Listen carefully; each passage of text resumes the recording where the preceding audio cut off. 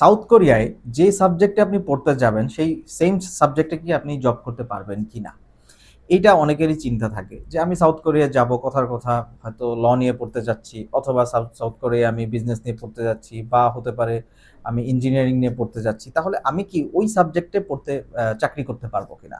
আচ্ছা, এটার খুব সহজ একটা উত্তর আমি যদি দেই, সেটা হচ্ছে আপনি বাংলাদেশে যদি ইঞ্জিনিয়ারিং পড়েন, বুয়েটের ইঞ্জিনিয়ার অনেককে দেখেছেন না যে তারা আসলে জব করছে ব্যাংকে। তো সেম সিচুয়েশন, যে আসলে জব ফিল্ডে কে কোথায় যাবে এটা মূলত আগে থেকে বলা যায় না, এটা অনেকটা ভাগ্যের উপরও নির্ভর করে, আর কোয়ালিফিকেশন তো আছেই। তো সাউথ কোরিয়ায় যদি আমি বলি, ধরুন আপনি ল নিয়ে পড়ছেন, সাপোজ আমাদের বাংলাদেশের ল, এটা কি ইন্ডিয়ার লয়ের সাথে মিলবে বা সাউথ কোরিয়ার লয়ের সাথে মিলবে? মিলবে না।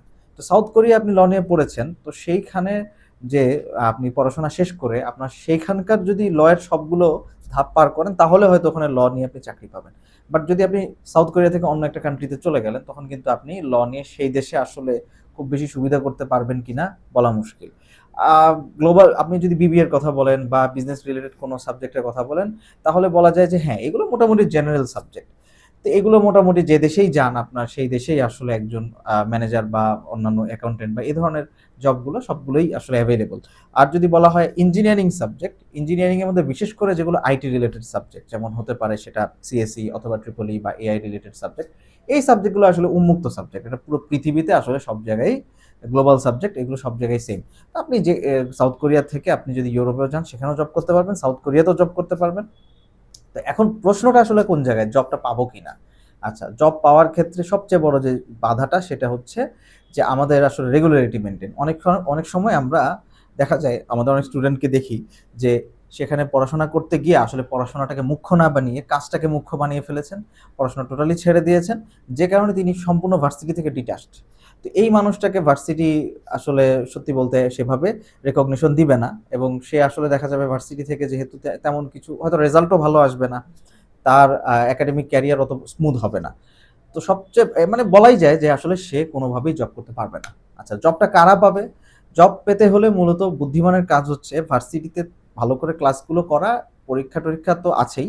এটার চাইতে যেটা বেশি ইম্পোর্টেন্ট, ইন্ডাস্ট্রি অ্যাটাচমেন্ট। যারা আসলে ইন্ডাস্ট্রিতে সরাসরি এপ্লাই করে বিভিন্ন প্রোগ্রাম, যেমন কথার কথা আপনি আইটি নিয়ে পড়ছেন বা ইঞ্জিনিয়ারিং নিয়ে পড়ছেন, হতে পারে মেকানিক্যাল ইঞ্জিনিয়ার, হতে পারে সিভিল, অথবা আপনি ট্রিপল ই ইঞ্জিনিয়ার বা রোবোটিক্স নিয়ে পড়ছেন, যেটাই পড়ছেন, ভার্সিটিতে থাকাকালীনই কিন্তু অনেক অ্যাটাচমেন্ট প্রোগ্রাম থাকে। তো আপনাকে ওগুলোতে অ্যাক্টিভ থাকতে হবে। বিশেষ করে আপনি ভার্সিটির থ্রুতে আপনি বিভিন্ন এজেন্সি, বিভিন্ন কোম্পানির সাথে সরাসরি জবের জন্য না, ইন্টার্নশিপের জন্য আসলে এপ্লাই করবেন। তাহলে আপনার সুবিধাটা হচ্ছে সাউথ কোরিয়া বা এই ধরনের কান্ট্রিগুলোতে কিন্তু ডিপ্লোমা প্রোগ্রামকেও বেশ তারা সুযোগ দেয়। কারণ কি?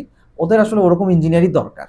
যারা অ্যাকচুয়ালি খুব জ্ঞানী না, বাট তারা মেশিন নিয়ে কাজ করতে পারে। মানে প্র্যাকটিক্যাল নলেজটা তাদের আছে। তো এইটাই যে সাউথ কোরিয়া যদি আপনি ইঞ্জিনিয়ারিং পড়েন, তাহলে আপনাকে অবশ্যই ইন্ডাস্ট্রিতে কি করতে হবে, ওই থার্ড ইয়ারে বা ফোর্থ ইয়ার থেকেই ইন্ডাস্ট্রিতে আপনার ভিজিট করা বা ইন্ডাস্ট্রিতে নিজের ইন্টার্নশিপের জন্য অ্যাপ্লাই করা, এই কাজগুলোই করতে হবে। আর রিসার্চ পেপার যদি করেন, তাহলে আপনার ক্যারিয়ারটা যাবে হচ্ছে মূলত পিএইচডির দিকে, আপনার পড়াশোনা বেশি ইয়ে দেওয়া যাবে।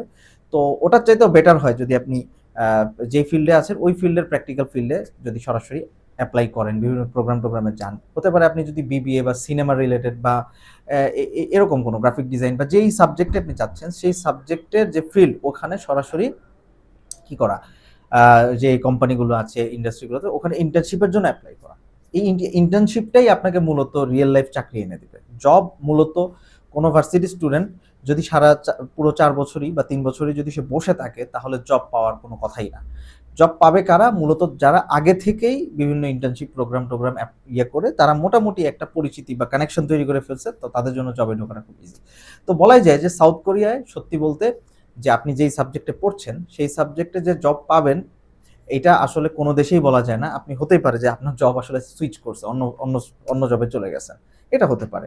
আর আপনি যদি সেম সাবজেক্টে যেতে চান, তাহলে অবশ্যই আপনাকে ওই সাবজেক্টের উপরে বিভিন্ন ডিপ্লোমা প্রোগ্রাম বা আদার কোনো প্রোগ্রাম বা ধরুন ইন্টার্নশিপ প্রোগ্রাম, এগুলোতে অ্যাপ্লাই করতে হবে। ব্যাস, এই পাথওয়েটাই হচ্ছে পুরো পৃথিবীর জন্য ইউনিভার্সাল। সবাইকে এই কাজটা করতেই হবে, করলে ইজিলি জব পাবে মানুষ। তো সাউথ কোরিয়ার ক্ষেত্রে ব্যতিক্রম না। তো আশা করি আপনাদের যে কোনো কোয়েরি বা যে কোনো জিনিসের সমাধান আসলে আমরা সরাসরি না দিতে পারলেও, আমাদের যে ভিজিট, আমাদের অফিসে যদি সরাসরি আপনারা ফিজিক্যালি ভিজিট করেন, তাহলে আরো ভালো হয়।